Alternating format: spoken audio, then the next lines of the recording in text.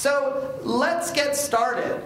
We're going to jump right in, and I've given each of these guys about 5 minutes to take us through a game. Just let me know when you want to move on to the next slide. Right, so we're going to look at 5 case studies, actually.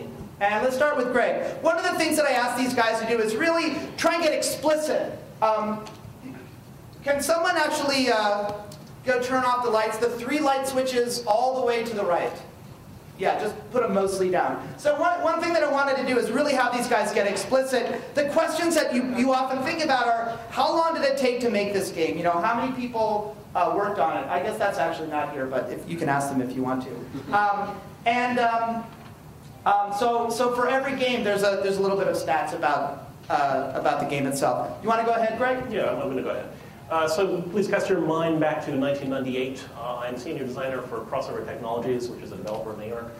Founded about 8 years previously with the notion that online games were going to be the next big thing.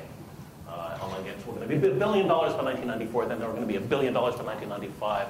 I think they actually hit $1 billion last year. Crossover Technologies has now been out of business for 7 years. But in 1998, we had some success doing games for the old commercial online services. The internet was burgeoning. Sony Online Entertainment had some initial success with its adaptations of Wheel of Fortune and Jeopardy for online, getting huge traffic on their website. Of course, there was almost no such thing as online advertising then, so it wasn't making them a nickel. And they were looking to expand and do games that actually might generate money out of people.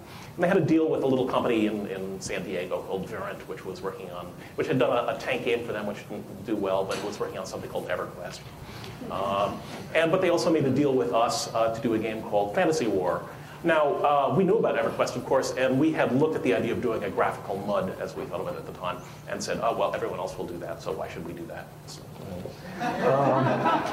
So instead we said, well, what we want to do is we want to do a kind of a game that has real diplomatic aspects. You can either play over the course of a couple of hours online, or else do like 1 turn a day and play it over the course of a week, which we thought was kind of a cool way to play the game. And we pitched a bunch of different kind of backgrounds for this game to Sony, and they chose fantasy. So we said, okay, well, we'll do a multiplayer fantasy game up to 12 players. Initially, I think we got down to 7 by the time we launched. Move on. Yeah, move on.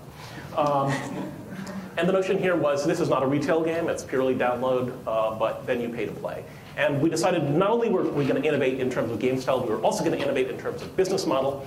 And instead of charging connect time or charging you a one-time fee for the game, we were going to charge you $1 to play.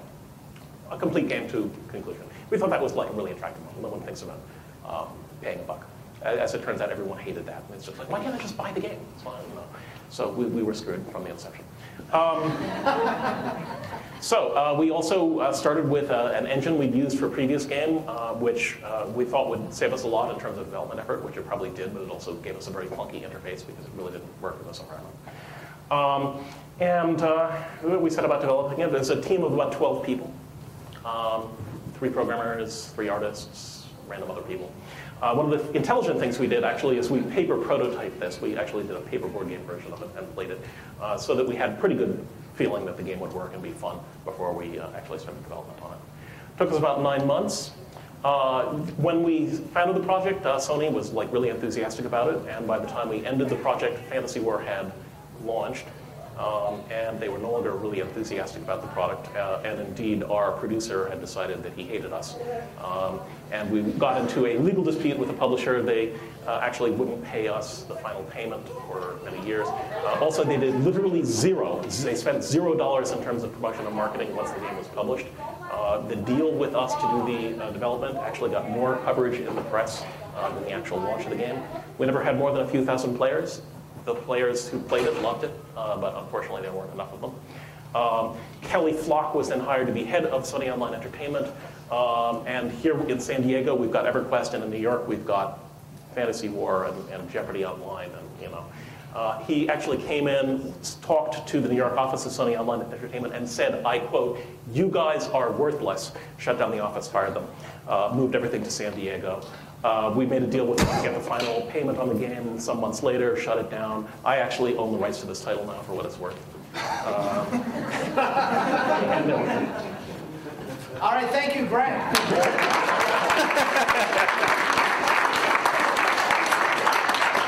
for your harrowing and dramatic story of rise and fall. I just want to say this is typical. Okay, you hear about the half-lives. What you don't hear about is every other game that fails. And keep in mind that 90+% of games that are developed fail. Okay. Right, and so actually, yeah, kudos, Craig, for sharing with us a game that's not necessarily your biggest hit.